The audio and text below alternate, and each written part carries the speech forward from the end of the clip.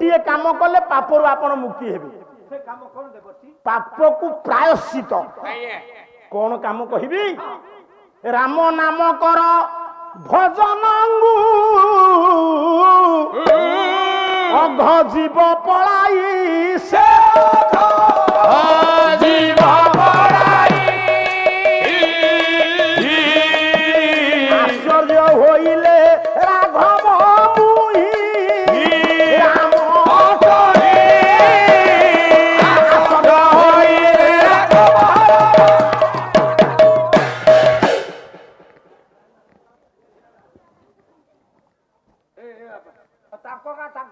धीरे धीरे बापा से चा हेले बंटा टिके हम डिस्टर्बांस हेले चा पिउ थांतु मो कथा को कान डेउ थांतु सारे देवर्षि नारद कहिले कहले तुमे राम नाम भजन कले मुक्ति पाइबो काउ कहले दशरथ पुओ राम मु वर्तमान सनातन दास मो पुओर मु पाला करूची ना देखिबी मत यदि किए कह सोना दास तू पाला करू पाला देखिबू ताले राम कहले मु तो निजे राम मु पुणी कौ राम को भजन करी नारद सही कहले कहले ठाकुरे आपण त्रेतया जुगर राम सत्य जुगरे थिले जणे राम द्वापर त्रेता जुगरे आपण राम द्वापर जुगरे जणे थिले राम ए कुनी पुआ पाटी कनार कली जुगरे राम सत्य जुगर राम किए त्रेतारे किए द्वापर किए तुलसीदास रामचरित मानस तुलसीदास कहले ये तीन राम किए नारद बुझौचंती राम कहला ये बंदो राम नाम ये घुबर को ये हेतु कृषानु भानु यही मकर को श्री राम जय राम जय जय राम श्री राम जय राम जय जय राम बंदौ राम नाम रघुबर को राम जय जय राम बंदौ राम नाम रघुबर को राम जय जय राम आउ हेतु कृषानु भानु ही मकर को श्री राम जय राम नारद कहले कहले प्रथम राम हेले ये विश्व को तीन जन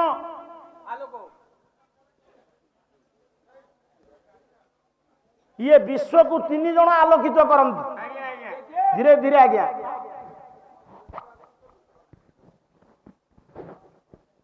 अग्नि सूर्य चंद्र अग्नि वंशरे जन्म नेले परशुराम जमदग्नि कौरसरु रेणुका गर्भरु से हेले सत्य जुगर राम त्रेतया सूर्य वंशरे जन्म हेले दशरथ नंदन राम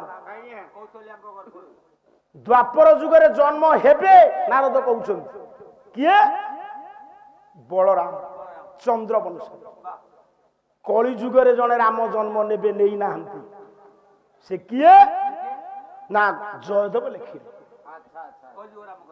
कला म्लेच्छनी बहनी धने करयसी करबारम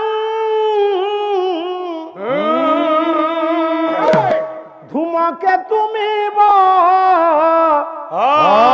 बी कराळं केशव धृत कलकी शरीर केशव धृत कलकी शरीर जय जगदीश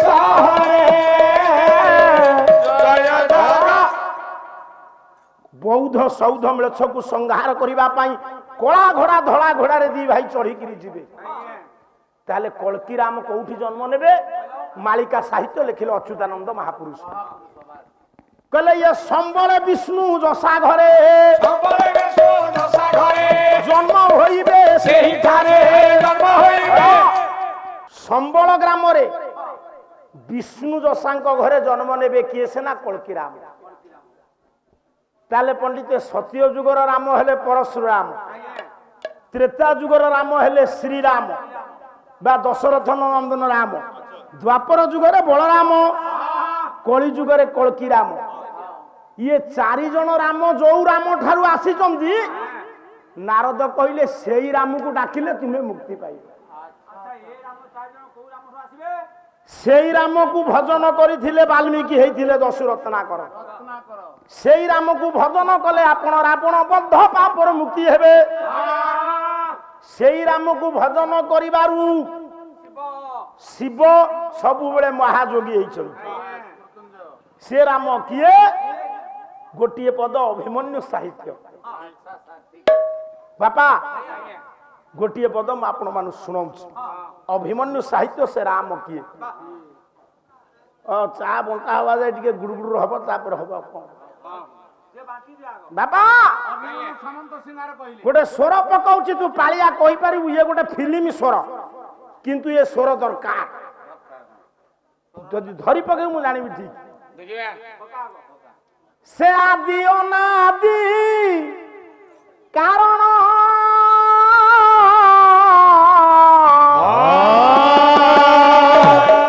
निर्गुण सगुण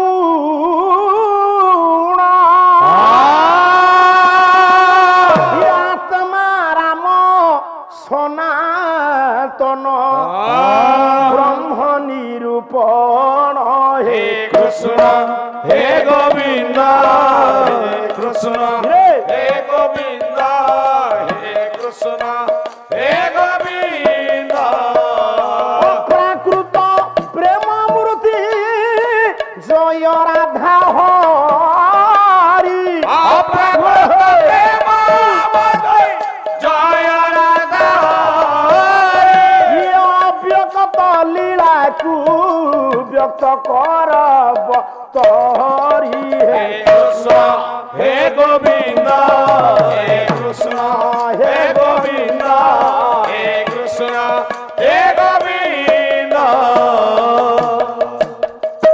तो आखी तो आईना तो आखी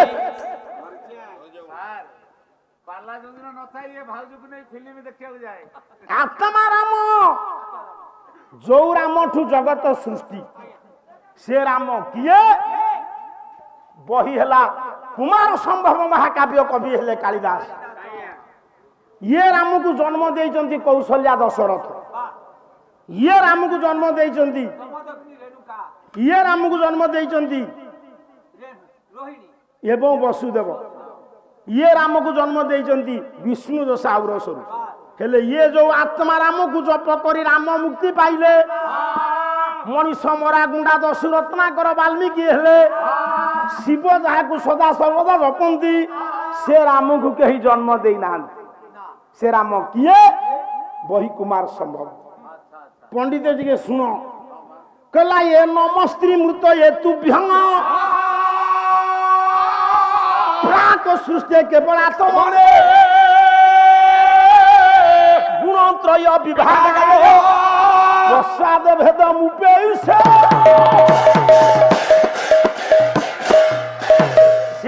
शून्य ब्रह्म नमस्त्री मूर्ते तुभ्यंग प्राक सृष्टि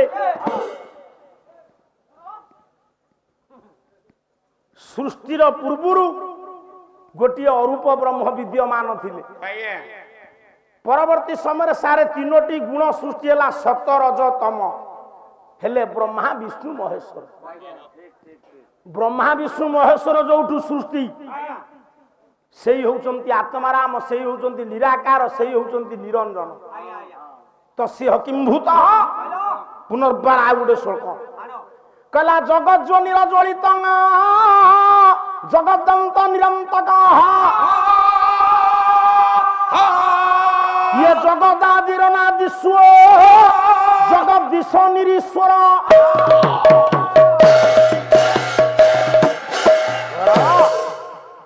ये जगत को से सृष्टि कर ତାଙ୍କୁ ହିଁ ସୃଷ୍ଟି କରିଲେ। କରିନାହାନ୍ତି।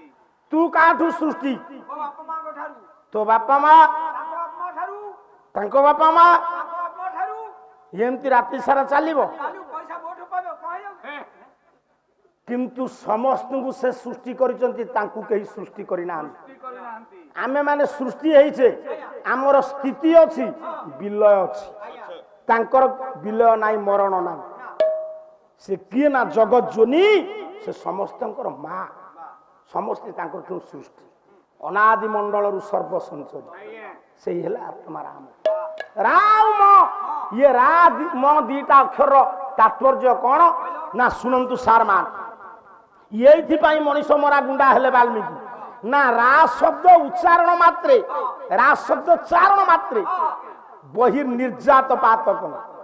ରାମ ଦୁଇଟି ଅକ୍ଷର, ଆଗ ରା କହିଲେ ପାଟି ଖୋଲିଯିବ। କହିଲୁ ରା, କାହିଁ ପାଟି ଖୋଲିଗଲା ନା ରା ଉଚ୍ଚାରଣ କଲେ ତୋ ଶରୀରରେ ଯେତେ ପାପ ଅଛି ସବୁ ବହିର୍ ଜଗତକୁ ଆସିଗଲା। ଦେହରୁ ବାହାରକୁ ପଳେଇଗଲା। କାଳେ ସେଇ ପାପରୁ କିଛିଟା ତୋ ଦେହରେ ପ୍ରବେଶ କରିବ ବୋଲି ମ ବର୍ଣ୍ଣ ପି କପାଟକୁ ମ ବର୍ଣ୍ଣ କବାଟ ଦେଇଦେଲା ଅଧର ଓଷ୍ଠକୁ। ରା କହିଲୁ ପାଟି ଖୋଲିଲା, କହିଲୁ ମ ଓଠକୁ ଦାବୁଛୁ କାହିଁ, ସେ ମନକୁ ହବ ନାହିଁ। ରାମ, ରା କହିଲେ ପାଟି ଖୋଲିଲା, ରା ମ, ବୁଝିଲା? ସେଇଥିପାଇଁ କବି କହିଛନ୍ତି ମଥୁରା ୟା ବିଲୋମେନ ମଧ୍ୟମାକ୍ଷର ବର୍ଜିତା। ଲେଖିଲୁ ମଥୁରା ଓଲଟେଇ ଦେ,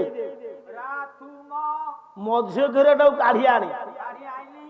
କାଢୁଛୁ କଣ ଚାଉଳ ଭଜା, ଏମିତି ଉଠେଇକିରି କଣ ଆଣୁଛୁ? ମଝି ଅକ୍ଷର ଅଲଗା ଜାଗାରେ ଲେଖିଲୁ, ସେ ଦୁଇଟି ଯାକ ମିଶା କଣ ହେଲା? ଯସ୍ୟ ମୁଖେ ଦ୍ୱୟଂ ନାସ୍ତି, ଯାହା ମୁଖରେ ସେ ରାମ ଦୁଇଟି ଅକ୍ଷର ନାହିଁ, ତନ୍ମୁଖେ ମଧ୍ୟମାକ୍ଷର, ତା ମୁହଁରେ ମଝି ଅକ୍ଷରଟି କଣ? ତେଣୁ ସେଇ ଆତ୍ମା ରାମ ମର୍ଯ୍ୟାଦା ପୁରୁଷୋତ୍ତମ ନବଦ୍ରବାଦଳ କୋଦଣ୍ଡ ଧାରଣ, ତା ଯାହାଙ୍କଠୁ ସୃଷ୍ଟି ହେଲେ ପରଶୁରାମ, ଶ୍ରୀରାମ ହେବେ ବଳରାମ, ହେବେ କଳକି ରାମ। ମୋ ମା ସିଦ୍ଧ ମଙ୍ଗଳା, ଉପସ୍ଥିତ ଆବାଳ ବୃଦ୍ଧ ବନିତା ମାନଙ୍କର, ମୋ ଜ୍ଞାନୀ ମାନଙ୍କର, ବାବୁ କାହ୍ନୁ ବାବୁଙ୍କର, କାହ୍ନୁ ବାବୁ ଯୋଉ ଏତେ ପଇସା ଖର୍ଚ୍ଚ କରୁଛନ୍ତି, ଖ୍ୟାତି ଅର୍ଜନ କରୁଛନ୍ତି, ପିତାମାତା ସୁକୃତରୁ ପୁତ୍ର ହୁଏ ସୁକୃତ, ତାଙ୍କ ବାପାଙ୍କର ସୁକୃତ। ଟଙ୍କା ନଥାଇପାରେ ସେତେବେଳେ, ଭଲ ଭୋଗ ମାଙ୍କୁ ନ ଦେଇ ପାରନ୍ତି, ଭକ୍ତି ତ ଥିଲା। ମାଙ୍କୁ ଭକ୍ତି ବଳରେ ଆବିର୍ଭୂତା କରି ପାରୁଥିଲେ। ସେ ଦିବଙ୍ଗତ ଆତ୍ମା ଅନନ୍ତ ଆକାଶରେ ଥାଇ ଖୁସି ହଉଥିବେ। ସେ ଯୋଉ ମାକୁ ଆରାଧ୍ୟା ଭାବନ୍ତି, ତାଙ୍କ ପାଖରେ ଯେତେବେଳେ ତ୍ରିଦିନାତ୍ମକ ନାମ ଯଜ୍ଞ ହଉଛି, ଖୁସି ହେବେନି? ମୋ ମା ପଣ୍ଡା ପରିବାର ସମସ୍ତ ସଦସ୍ୟଙ୍କର, ସଂସ୍କୃତି ସମ୍ପନ୍ନ କରାଙ୍ଗ ଗ୍ରାମାଧିବାସୀ ମାନଙ୍କର, ଅଡ଼ୋଶୀ ପଡ଼ୋଶୀ ଗ୍ରାମବାସୀ ମାନଙ୍କ, ଯେତେ ବରଣ୍ୟ ବିଦ୍ୱାନ ମାନେ ଆଜି ବସିଛନ୍ତି ଏ ପାଲା ମଞ୍ଚରେ, ସମସ୍ତଙ୍କର, ମା ମାନଙ୍କର, ଝିଅ ମାନଙ୍କର, ବୋହୂ ମାନଙ୍କର, କୁନାକୁନି ପିଲାମାନଙ୍କର, କୃଷକ, ସୈନିକ, ଶିକ୍ଷକ, ଅଧ୍ୟାପକ, ସାଧୁ, ସନ୍ନ୍ୟାସୀ, ବ୍ରାହ୍ମଣ, ବୈଷ୍ଣବ, ଇଏ ପାଲା ବାଲାଙ୍କର, ସିଏ ପାଲା ବାଲାଙ୍କର, ହଉ ମାଇକି କି କଣ ବାବୁ ଡାକୁଛୁ? ମାଇକି ବଜଉଛନ୍ତି ବାବୁଙ୍କର ନା ମାଇକି ବାବୁଙ୍କର? ମାଇକିର କଲ୍ୟାଣକାରୀ ହୁଅନ୍ତୁ, ଶୁଭଦ ହୁଅନ୍ତୁ, ସୁଖଦ ହୁଅନ୍ତୁ, କୀର୍ତ୍ତିଦାନ କରନ୍ତୁ, ଚା ପିଇବାକୁ ବେଳ ନାହିଁ। ଏ ଅନୁଷ୍ଠାନ ଦୀର୍ଘଜୀବୀ ହେଉ, ବରିଷ୍ଠ ପାଲା ଗାୟକ ମାନେ ଆସି ପାଲା ପରିବେଷଣ କରନ୍ତୁ। 2 ବର୍ଷ ଛାଡି ମଝିରେ ମଝିରେ ପଣ୍ଡା ବାବୁ ଆମକୁ ଟିକେ ଟିକେ ଡାକି ଆଣନ୍ତୁ, ସର୍ବେ ବୋଲନ୍ତୁ ଆନନ୍ଦ ଏକ ବା ଗୋଟିଏ ପଦ ଦୋହା, 14 ଅକ୍ଷରୀ ଗୋଟିଏ ଭଜନ ବୋଲିବ, ଚ୍ୟାନେଲ ଲାଗିଛି, ନହେଲେ ଠିଆ କରେଇ ନଥାନ୍ତି। ଗୋଟିଏ ପଦ